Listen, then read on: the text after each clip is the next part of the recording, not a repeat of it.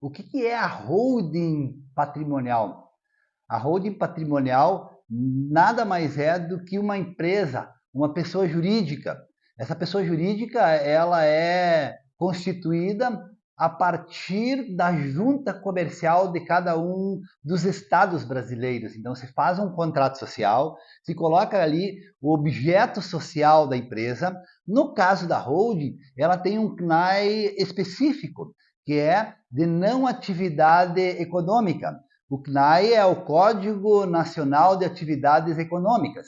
Essa empresa, esta holding, ela não compra, ela não vende, ela está ali, ela fica paradinha, né? Ela só recebe patrimônio, ela só recebe bens. E dessa forma ela não funciona. Ela não administra compras e vendas, ela não contrata, ela não demite funcionários, ela é um CNPJ, ela é uma empresa com um único objetivo de receber os bens, e por trás deste contexto existem as finalidades específicas da holding, que é a proteção patrimonial, a administração da sucessão, onde que se evita o inventário, e também a economia dos impostos.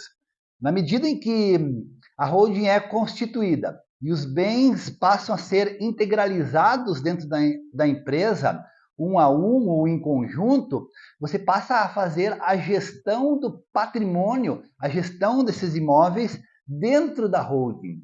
E isso tem um conjunto de consequências.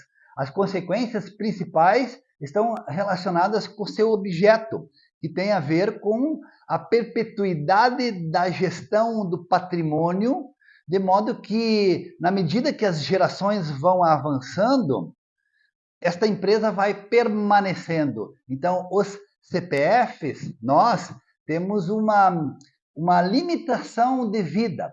A gente vive aí 80, 90 anos, quem sabe mais, quem sabe menos, mas a empresa, o CNPJ, ele é perpétuo e ele vai passando de geração em geração e ele vai sendo utilizado como instrumento de gestão do patrimônio.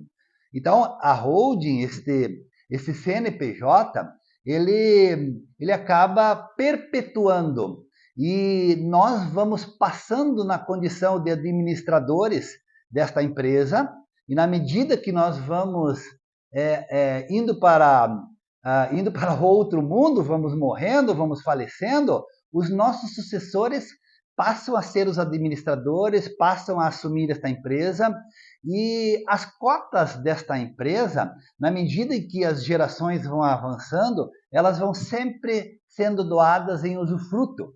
Usufruto porque, eventualmente, nós vamos já encaminhar esta empresa para os herdeiros. Os herdeiros que sejam as crianças, os nenês que recém estão nascendo, ou aqueles que virão. Então, há um processo de transferência patrimonial sem o governo federal, governo estadual, se apropriar desse patrimônio. Porque na medida que ocorrem os inventários de geração em geração, o imposto sobre herança ele vai elevando parte desse patrimônio, vai sendo convertido em impostos. E a família, de certa forma, vai perdendo seu patrimônio para o Estado. E a holding ela acaba protegendo contra essa, digamos assim, a voracidade do governo em pegar o patrimônio que nós adquirimos. E agora, com a reforma tributária, que tem como objetivo aumentar a alíquota das heranças, uma maior parte ainda deste patrimônio tende a ir para o governo. Então, quem está passando por inventário no momento vai pagar aí, aqui no Rio Grande do Sul, por exemplo, uma alíquota de 6% de imposto. Logicamente que não é só esse custo, você vai ter o custo com o cartório, o registro de imóveis, o cartório que é o tabelionato, onde que você vai elaborar o formal de partilha, e tudo isso tem um valor, tem as taxas, tem os emolumentos, e então você acaba realmente transferindo parte de todo o teu esforço da família, que foi constituir e construir um patrimônio para o Estado e para terceiros. Sem falar nos advogados que desenvolvem um trabalho importante na condução dos inventários. No entanto, eles também levam uma parte que é o valor da prestação de seus serviços.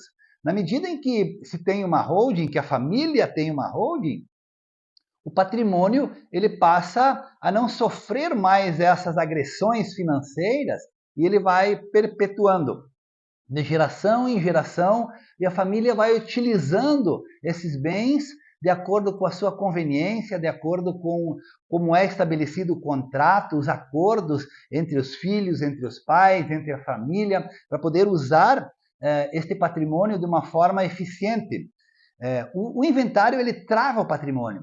A gente sabe, por exemplo, que existem vários imóveis que estão abandonados, que estão estragando, em função de brigas familiares, de discussões judiciais, e aquele patrimônio fica paradinho ali e fica estragando. A família não pode vender, não pode fazer nada com aquele patrimônio porque ele está em disputa judicial. E essa disputa judicial, ou às vezes nem uma disputa, mas uma questão de resolução do inventário, pode levar 1 ano, 5 anos, 10 anos. A gente tem conhecimento, inclusive toda a sociedade, de que o inventário ele pode levar 20 anos, mais que 20 anos. E aí a família perde a oportunidade de estar usando esse patrimônio a seu favor.